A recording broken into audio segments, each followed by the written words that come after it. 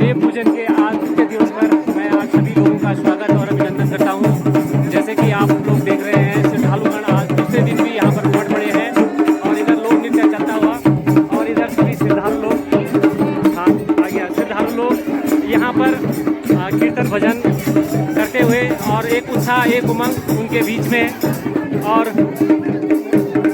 इसी बीच जैसे कि आप देख रहे हैं, इस मंदिर का जो जीर्णोद्धार कार्यक्रम हुआ उसकी क्या भूमिका रही है, वो किस प्रकार से यहाँ पर उसका एक प्लानिंग किस प्रकार से योजना बनी है, उसको किस प्रकार से यहाँ पर लोगों के बीच रखा गया, इसमें इस मंदिर की जो पूर्व संरचना थी वो कितनी कमज़ोर थी, उस संबंध में लोगों के बीच हमारे इस पूजन समिति के अध्यक्ष के रूप में यहाँ पर मैं आपसे रूबरू कराना चाहता हूँ श्री जगत सिंह पटवाल जी को,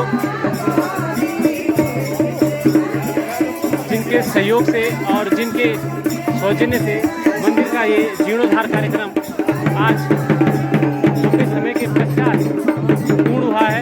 तो निश्चित रूप से पूरी ग्रामवासियों की तरफ से मैं आदरणीय श्री जगत सिंह पटवाल जी का आभार व्यक्त करता हूं और इन्हीं शब्दों के साथ मैं आपको ले चलता हूं श्री जगत सिंह पटवाल जी के उन विचारों को जानने के लिए कि ये जो मंदिर का जो जीर्णोद्धार कार्यक्रम उन्होंने यहाँ पे पूर्ण किया है, तो मंदिर की स्थिति क्या थी, आपके मन में कैसे विचार आया या क्या अनुभव रहा है कि आपने ये मंदिर का जो जीर्णोद्धार कार्यक्रम यहाँ पे रखा और किस प्रकार से ये अपने अंजाम तक पहुँचा, इसके संबंध में आप अपने विचार, आपके जो विचार हैं।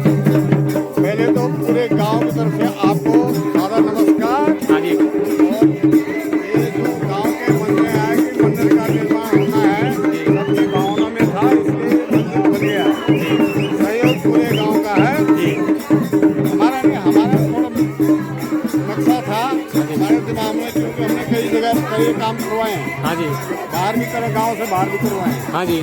उसी डिजाइन पर हमने अपनी लागत को देखते हुए ये काम अच्छा जी करवाया। हाँ जी, बहुत बहुत धन्यवाद।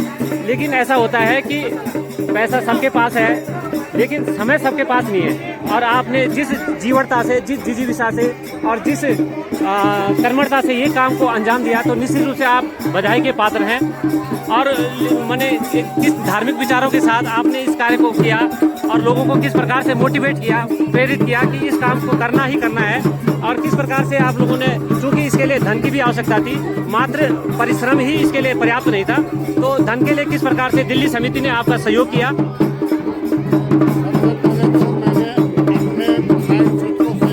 यस सर जी। दिल्ली समिति और गाँव वालों से संपर्क बना के रखा जी। एक चीज बनाने में कई लोगों का सहयोग चाहिए होता है। जी जी करेक्ट, बिल्कुल। बिना सहयोग के एक हाँ जी। सबको अपने भाव में संलग्न होने के लिए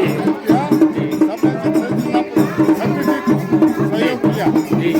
और आगे चलकर हमारे गाँव में पहले भी मंदिर बने हैं। जी जी हाँ। सहयोग से बने हैं। हाँ जी। और ऐसे हम तो चाहते हैं भगवान से ऐसे हमारे यहाँ फंक्शन और मंदिर बनते रहें, ताकि बाहर गाँव से भी हमारे पास आते रहें, हम उनका स्वागत करें। धन्यवाद धन्यवाद। और मैं आपको विशेष धन्यवाद भी देना चाहूँगा कि गांव के प्रत्येक परिवार से आप व्यक्तिगत रूप से जुड़े हुए हैं।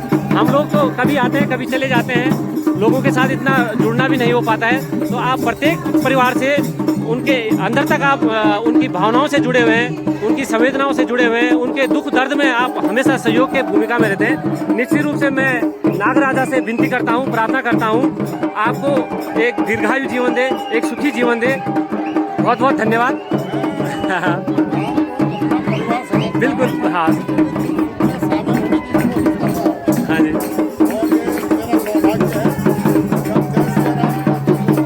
Thank you. जय सिया राम। नमो नारायण। जय सिया राम। और आगे की कुछ प्लानिंग है क्या, कुछ प्रोजेक्ट और भी है अभी? अच्छा ठीक है ओके। अच्छा ठीक है।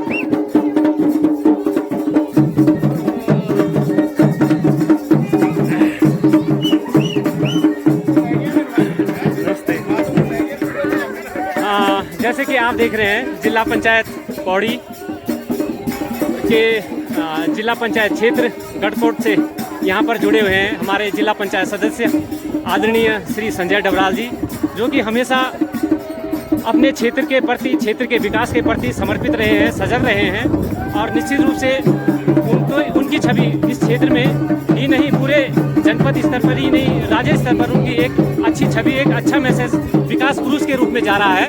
तो निश्चित रूप से उनका मैं यहाँ पर इस नागराजा के इस प्रांगण में स्वागत और अभिनंदन करता हूँ। और चूंकि वो एक गांव के निवासी भी हैं, दोहरी भूमिका में वो यहाँ पर हैं। और जैसे कि आप देख रहे हैं यहाँ पर जो टीन सेट भी बना रखा है जिला पंचायत के सौजन्य से वो बना है, तो निश्चित रूप से उनकी भागीदारी इसको यहाँ पर होगी कि उन्होंने यहाँ पर वो गाँव की आवश्यकताओं को देखकर उन्होंने यहाँ पर उसको बनाया।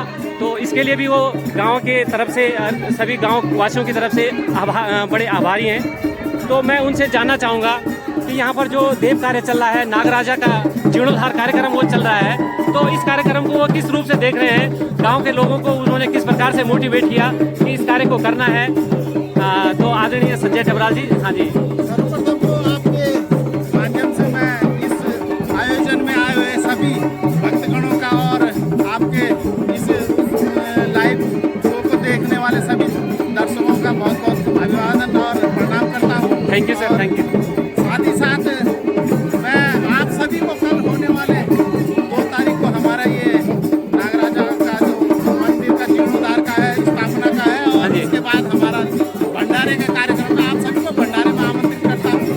और इस नागराजा मंदिर निर्माण के पश्चात जो आज हमारे गांव में एक रौनक आ रखी है, क्योंकि हमारे गांव में सब जिन लोगों को लगभग 10, 15, 20, 25 साल हो गए थे जो गांव नहीं आए थे, वो इस बहाने गांव आए हैं। तो एक तरह से अलग ही आनंद है, गांव में रौनक आ रखी है।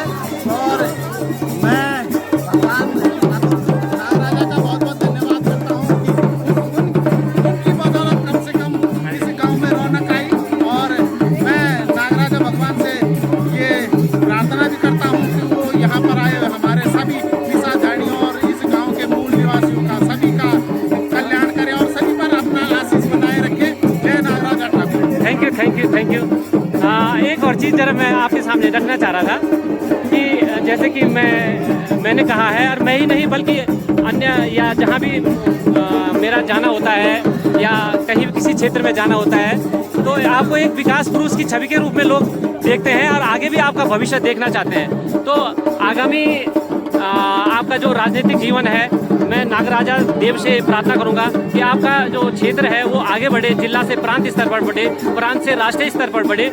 आगामी आपकी क्या योजनाएं हैं, किस प्रकार से आप अपने इस क्षेत्र को बढ़ाना चाहेंगे, या जो ये कार्यक्रम जो चल रहे हैं, मैंने जगह जगह ये कार्यक्रम जो चल रहे हैं, तो इनको किस तरीके से धार्मिक बढ़ावा या जो सांस्कृतिक हमारी ये विरासत है, इसको किस प्रकार से बढ़ावा देने के लिए आप अपना प्रयास कर रहे हैं।